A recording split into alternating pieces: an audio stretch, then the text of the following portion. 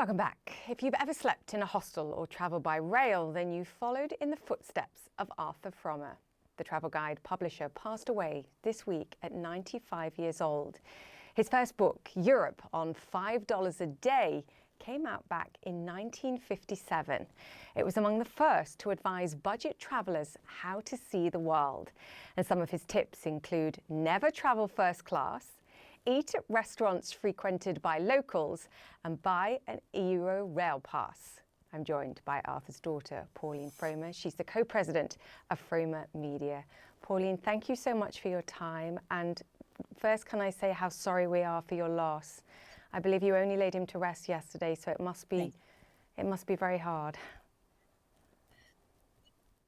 Yes, but he had a peaceful passing and he had a wonderful 95 years.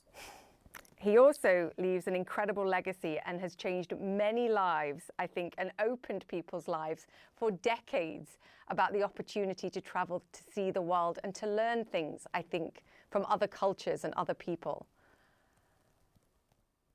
Well, that was always his main objective. He felt that travel had the possibility of helping the cause of world peace. He felt that if you traveled, you would realize that people on the other side of the world have very much the same concerns and needs that you do, that we have we have more in common than we have that separates us. Yeah, I read from one of his essays when I was preparing for this. Travelers taught me that despite all the exotic differences in dress and language, of political and religious beliefs, that all the world's people are essentially alike. We all yearn for the same goals.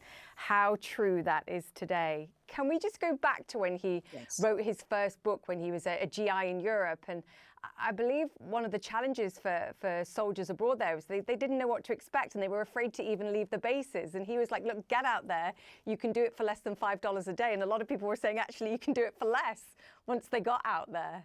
Oh, yes, absolutely. It was a total fluke that he became a travel writer. He was drafted into the US Army during the Korean War, and he got to Germany and he felt like it was a dream come true. In those days, only the very rich would be able to travel across the Atlantic. It was considered the grand tour. And so he democratized travel. All of his fellow GIs just stayed on the base. It was right after World War II. Europe was still in rubble. They thought it actually would be dangerous to travel cheaply.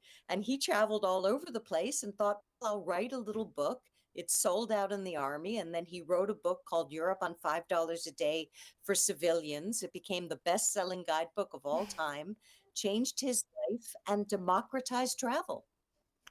One of the quotes from the original book, which I loved, this is a book for American tourists who own no oil wells in Texas, are unrelated to the Aga Khan, and have never struck it rich in Las Vegas. It was about, to your point, democratizing travel for those people that weren't the wealthiest in the world. May I ask where his favorite place in the world was and how you think he would like to be remembered? He loved Paris. He was a Francophile.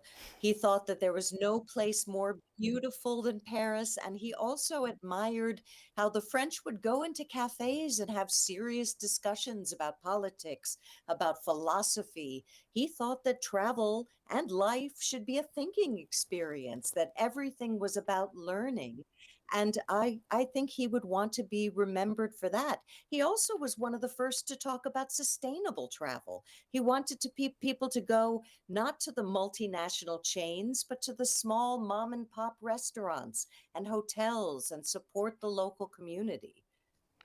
You know, a lot of Brits, and I find it with Americans too, you know, we tend to not learn other languages.